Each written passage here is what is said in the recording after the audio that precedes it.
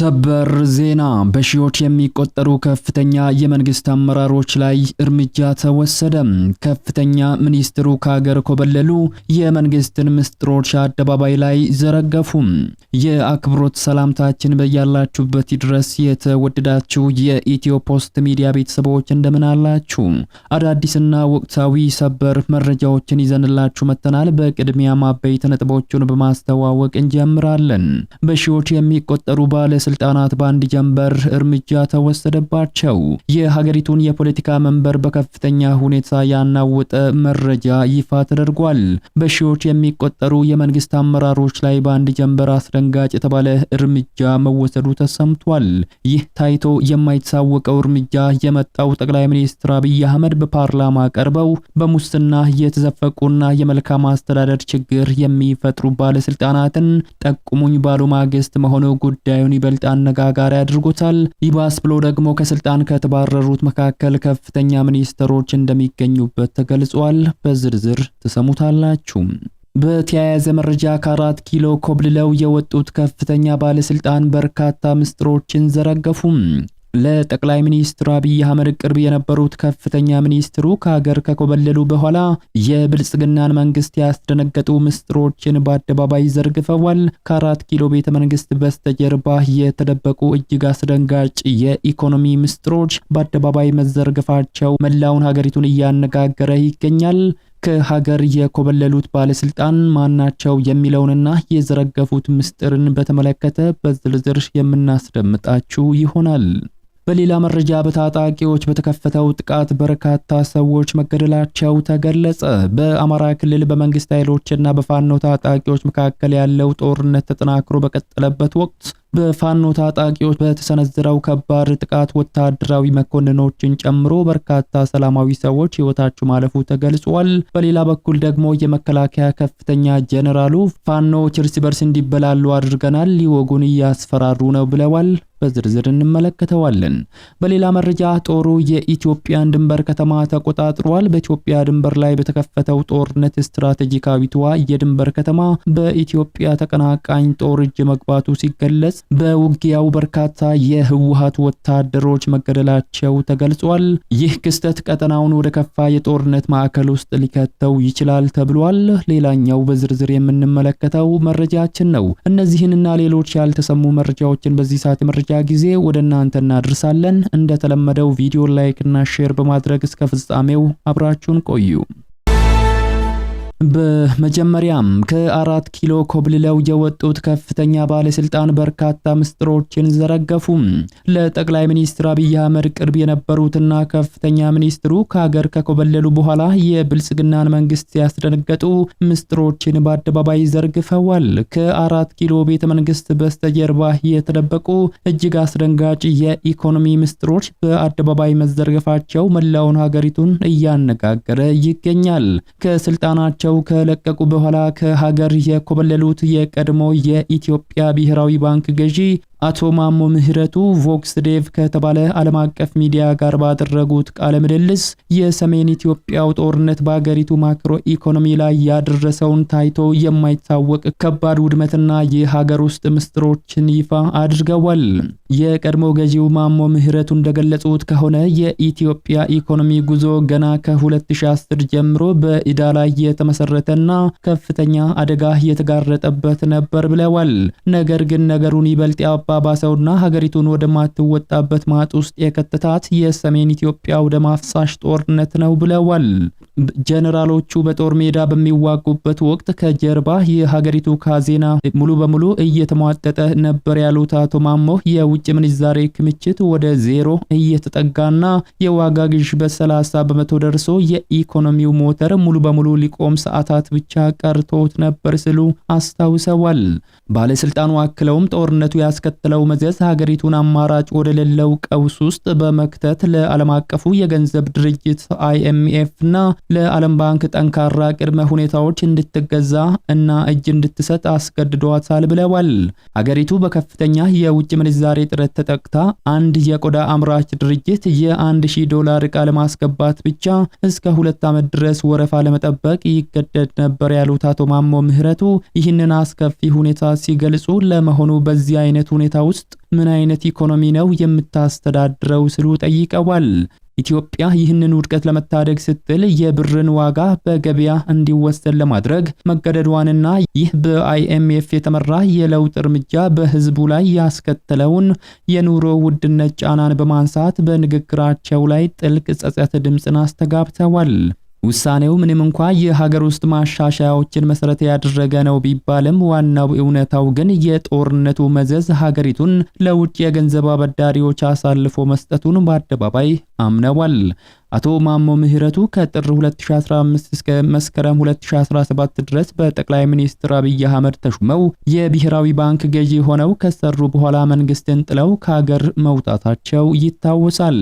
እንደ እርሳቸው ገለጻ አሁን ባለው ሁኔታ የኢትዮጵያ ዋና ስጋት የኢኮኖሚ ማኔጅመንት አይደለም ያሉ ሲሆን ይልቁንም ትልቁና ሀገሪቱን ሊያፈርሳት የሚችለው አደጋ ያለው በፖለቲካው፣ በሀገር ውስጥ አለመረጋጋት፣ በቀጠናዊ ውጥረትና በውጭ ፖሊሲ ላይ ነው ሲሉ አሳስበዋል። ወደ ቀጣዩ መረጃችን ስናመራ በታጣቂዎች በተከፈተው ጥቃት በርካታ ሰዎች መገደላቸው ተነገረ። በአማራ ክልል በመንግስት ኃይሎችና በፋኖ ታጣቂዎች መካከል ያለው ጦርነት ተጠናክሮ በቀጠለበት ወቅት በፋኖ ታጣቂዎች በተሰነዘረው ከባድ ጥቃት ወታደራዊ መኮንኖችን ጨምሮ በርካታ ሰላማዊ ሰዎች ሕይወታቸው ማለፉ ተገልጿል።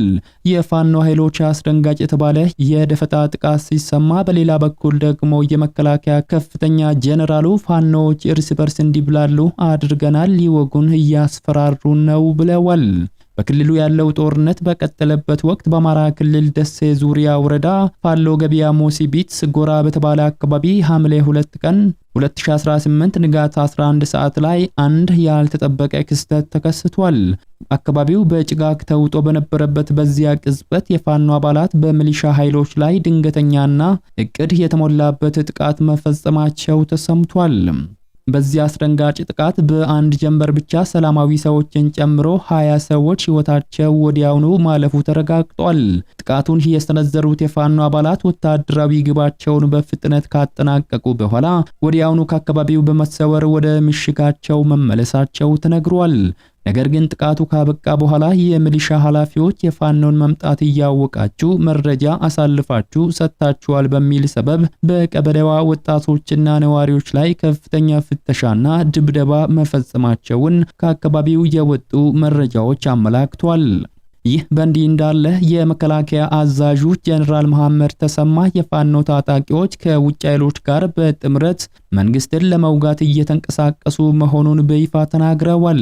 የዛሬዎቹ የኛ ባንዳዎች ፉከራቸው አልሳካ ስላቸው ከነዚህ የውጭ ኃይሎች ጋር ሆነው እንደሚወጉን ሊያስፈራሩን እየሞከሩ ነው። ሊያስፈራሩን ይሞክራሉ፣ ግን እነሱ የሚላላኩላቸው ኃይሎች በኢትዮጵያውያን የተሸነፉ ናቸው ብለዋል ጀነራሉ። ጀነራሉ አክለው መከላከያ በአማራ ክልል እያካሄደ ያለውን ጦርነት ፍትሃዊ ጦርነት እንደሆነ ገልጸዋል። እንደርሳቸው አገላለጽ ፍትሃዊ ጦርነት ማለት ሀገርን ለማስጠበቅና የህዝብን አንድነት ለማስጠበቅ የሚደረግ ጦርነት ነው። በተቃራኒው ግን የፋኖ ታጣቂዎችን ሲወነጅሉ እነርሱ ይህችን ሉዓላዊት ሀገር በኃይል አተራምሰው አፍርሰው እንደ ሶማሊያ መንግስት አልባ አድርገው ሀብቷን በቀጥታም ይሁን በእጅ አዙር ለመቀራመት ስትራቴጂ ነድፈው የሚሰሩ ናቸው በማለት ከሰዋል። ጀነራሉ እንደተናገሩት ከሆነ በሶስቱም የጎጃም ዞኖች በወሰዱት የጸረ ሽምቅ ኦፕሬሽን የፋኖ ወታደራዊ ማሰልጠኛዎችን መምታት የቻሉ ሲሆን የፋኖ ታጣቂዎች እርስ በርስ እንዲብላሉ ማድረግ እንደቻሉም ነው የተናገሩት። ወደ ሌላኛው መረጃችን ስናመራ ጦሩ የኢትዮጵያን የድንበር ከተማ ተቆጣጠረ። በኢትዮጵያ ድንበር ላይ በተከፈተው ጦርነት ስትራቴጂካዊቷ የድንበር ከተማ በኢትዮጵያ ተቀናቃኝ ጦር እጅ መግባቱ ሲገለጽ በውጊያው በርካታ የህወሓት ወታደሮች መገደላቸው ተነግሯል። ይህ ክስተት ቀጠናውን ወደ ከፋ የጦርነት ማዕበል ውስጥ ሊከት ይችላል የሚል ከፍተኛ ስጋትም ተፈጥሯል። በጎረቤት ሀገር ሱዳን ለወራት ሲካሄድ የቆየው ደም አፍሳሽ ጦርነት አቅጣጫውን በመቀየር በኢትዮጵያ ድንበር ላይ የምትገኘውን ስትራቴጂካዊቷንና እጅግ ወሳኝ ከተማ ኩርሙክ በጀነራል አልቡርሃን ጦር እጅ መውደቁ ተሰምቷል። በጀነራል አብዱል ፈታህ አልቡርሃን የሚመራው የሱዳን ሉዓላዊ የሽግግር መንግስት ይድረስ ለሱዳን ህዝብ በሚል ርዕስ ባወጣው መግለጫ የሱዳን ጦር ኃይል ከባድ ውጊያ ካደረገ በኋላ የኩርሙክ ከተማን ሙሉ በሙሉ ነፃ ማውጣቱን ይፋ አድርጓል። ከተማዋ ካለፈው መጋቢት ወር ጀምሮ በአርኤስኤፍ እና በአጋሩ የሱዳን ህዝብ ነፃነት ንቅናቄ ቁጥጥር ስር የቆየች ቢሆንም ዛሬ ግን የኃይል ሚዛኑ ሙሉ በሙሉ ተቀይሯል። ነገር ግን የዚህ ጦርነት እውነተኛና የኢትዮጵያን ትኩረት የሳበው ትልቁ ምስጢር ያለው ከበስተጀርባው ነው። ከህወሓት የጦር ክንፍ ጋር ቅርበት ካላቸው ከፍተኛ ባለስልጣናት የተገኙ መረጃዎች እንደሚያመላክቱት አርሚ 7 የተባለው ታጣቂ ቡድን የኩርሙክን ከተማ ለመያዝ ከተደረገው የፊት ለፊት የሞትና ሽረት ውጊያ ጀርባ በግንባር ቀደምትነት መሳተፉ ተነግሯል። ይህ ወታደራዊ ክንፍ በውጊያ ላይ እጅግ አሰቃቂና ከባድ ጉዳት እንደደረሰበትም ተነግሯል። የመረጃ ምንጮች እንደገለጹት ቁጥራቸው በውል ያልታወቁ በርካታ የህወሓት ጦር የአርሚ 7 አባላት የተገደሉ ሲሆን በጠና የቆሰሉት ደግሞ በመኪና ተጭነው ወደ ካርቱም ተወስደዋል ተብሏል። ይህ ምስጢራዊ ቡድን በድንበር ላይ መሳተፉ የኢትዮጵያን የደህንነት መዋቅር በከፍተኛ ሁኔታ አስቆጥቷል። ኩርሙክ ከተማ ከብሉ ናይል ግዛት ዋና ከተማ በመቀጠል ሁለተኛዋ ትልቋ ከተማ ስትሆን ወደ ኢትዮጵያና ወደ ደቡብ ሱዳን የሚያደርሱ የየብስ መግቢያዎች፣ ዋና ወታደራዊ የግንኙነት መንገዶችና የአቅርቦት መስመሮችን የምትቆጣጠር ቁልፍ ስልታዊ ማዕከል ናት። ወደ መጨረሻው መረጃችን ስናመራ በሺዎች የሚቆጠሩ የመንግስት አመራሮች ላይ እርምጃ ተወሰደባቸው። የሀገሪቱን የፖለቲካ መንበር በከፍተኛ ሁኔታ ያናወጠ መረጃ ይፋ ተደርጓል። በሺዎች የሚቆጠሩ የመንግስት አመራሮች ላይ በአንድ ጀንበር አስደንጋጭ የተባለ እርምጃ መወሰዱ ተገልጿል። ይህ ታይቶ የማይታወቅ እርምጃ የወጣው ጠቅላይ ሚኒስትር አብይ አህመድ በፓርላማ ቀርበው በሙስና የተዘፈቁና የመልካም አስተዳደር ችግር የሚፈጥሩ ባለስልጣናትን ጠቁሙኝ ባሉ ማግስት መሆኑ ጉዳዩን ይበልጥ አነጋጋሪ አድርጎታል። ጠቅላይ ሚኒስትር አብይ አህመድ ሰኔ 30 2018 በነበረው የፓርላማ ስብሰባ ላይ በህዝብ ተወካዮች ምክር ቤት ቀርበው ለህዝብና ለተወካዮቻቸው ጥብቅ መልእክት ማስተላለፋቸው አይዘነጋም።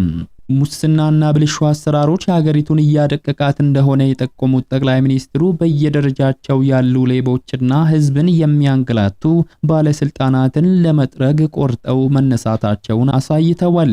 ይህንንም ተከትሎም በርካታ መሪዎች ላይ የመባረርና ተጠያቂነትን የማስፈን ስራ መጀመሩን የሚያመላክቱ መረጃዎች ተሰምቷል።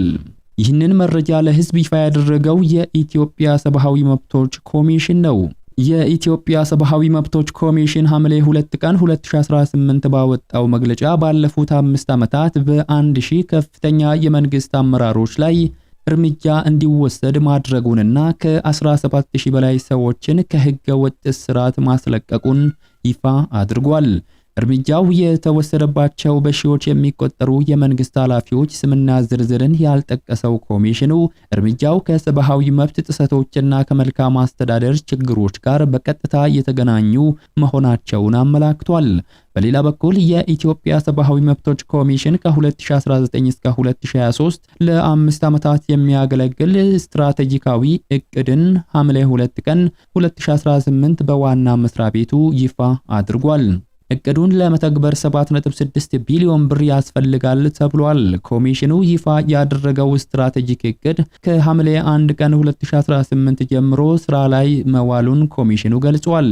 ይፋ የተደረገው ስትራቴጂካዊ እቅድ ከ2014 ጀምሮ እስከ 2018 ሲያገለግል የነበረው እቅድ በማብቃቱ ነው። የሚተገበረው ስትራቴጂክ እቅድ የተዘጋጀው በፍጥነት እየተለዋወጠ ላለው የሰብአዊ መብቶች ሁኔታ ምላሽ ለመስጠትና ኮሚሽኑ ወቅታዊም ሆነ አዳዲስ ችግሮችን ለመቋቋም በሚያስችል ቁመና ላይ እንዲገኝ ለማድረግ ያለመ መሆኑ ተጠቅሷል። ከ2014 እስከ 2018 ስትራቴጂክ ዘመን የተመዘገቡ ስኬቶች ሰነዱ ሲዘረዝር ባለፉት 5 ዓመታት ከ17328 በላይ ሰዎችን ከህገ ወጥ እስራት ማስለቀቁን ይፋ አድርጓል።